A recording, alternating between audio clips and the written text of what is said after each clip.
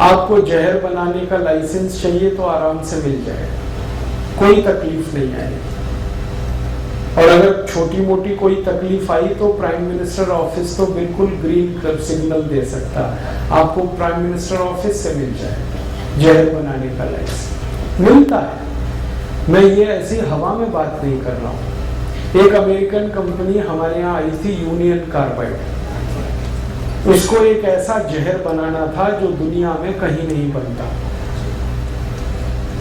वो pesticide insecticide के लिए इस्तेमाल करना, उसका नाम उन्होंने रखा था 77777 ब्रांड नेम था। वो एक कीड़े मारने की दवा थी, वो अमेरिका में बनी, यूरोप में बन, कहीं बनती नहीं, बिकती नहीं। उसको बनाने का लाइसेंस उनको भारत में मिल गया। और भारत के वैज्ञानिकों ने जब मना किया कि इसको ये लाइसेंस ना दिया जाए यूनियन कार्बाइड को, तो भारत के प्रधानमंत्री कार्यालय ने वो लाइसेंस दिलवाया पीएमओ से, प्राइम मिनिस्टर ऑफिस से वो लाइसेंस उनको मिल गया। अब जब पीएमओ कह देगा तो नीचे के तो सारे लोग ऊपर से दंडवत करने लगेंगे, पीएमओ से ऊंचा कौन है इस देश। तो प्राइम मिनिस्टर कार्यालय ने कहा कि नहीं, लाइसेंस तो देना है इनको, किसी भी कीमत पे देना है, भले ये जहर बनाए बेचें तो भी देना। ले लिया उन्होंने लाइसेंस, और क्या किया होगा उसके लिए वो आप अच्छे से जानते हैं। हमारे देश में लाइसेंस लेने के लिए क्या क्या करना, वो लाइसेंस मिला उनको, और उस लाइसेंस के आधार पर उन्होंने वो जहर बनाने का कारखाना भोपाल में लगाया और भरी बस्ती में लगाया, लोगों के बीच में जहां लोग रहते हैं। हमारे यहाँ सामान्य रूप से ये कानून है कि ऐसे लाइसेंस के आधार पर लगने वाले कारखाने शहर के बाहर लगाए जाते हैं, लेकिन भोपाल की घनी बस्ती में वो कारखाना लगा, और फिर 1984 में वहाँ वो सब हुआ। जहरीली गैस मिथाइल आइसोसाइनेट का टैंकर फटा, गैस निकली, और उससे 17,000 लोग एक ही रात में तड़प तड़प के मर गए। 1 लाख से ज्यादा लोग जिंदगी भर के लिए विकलांग हो गए। दुनिया की वो सबसे बड़ी दुर्घटना भारत में हुई।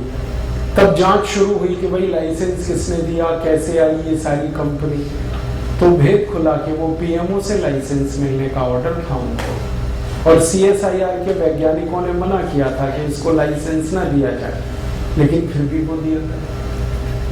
और दुर्घटना हुई, वो सारे देश ने देखा, आपने भी देखा, और उस दुर्घटना के लिए जो जिम्मेदार अधिकारी था वॉरेन एंडरसन, उसको भारत सरकार के चार्टर्ड प्लेन में बिठाकर इस देश से भगा दिया गया।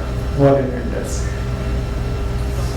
इससे ज्यादा शर्मनाक कुछ नहीं हो सकता। जिस वॉरेन एंडरसन पर क्रिमिनल केस चलाया जाना चाहिए था, उसको हमारे देश के प्रधानमंत्री और मुख्यमंत्री कार्यालय के अधिकारियों ने एक चार्टर्ड प्लेन देके सुरक्षित भगा दिया, और एक बार वो भागा तो आज तक पकड़ा नहीं गया। उसको पकड़ के लाना भारत में ये संभव ही नहीं हुआ। अंत में क्या हुआ, लीपापोती की गई इस पूरे मामले में। तो मुख्य अभियुक्त वॉरेन एंडरसन, उसको तो कुछ हुआ नहीं, उसके नीचे काम करने वाले कुछ भारतीय कर्मचारी और अधिकारी थे, ऐसे 8 लोगों को सजा सुनाई गई, और वो भी 2 साल की। मरे 17,000 लोग एक ही रात में, विकलांग हुए लाखों लोग, और सजा हुई सिर्फ 2 साल की।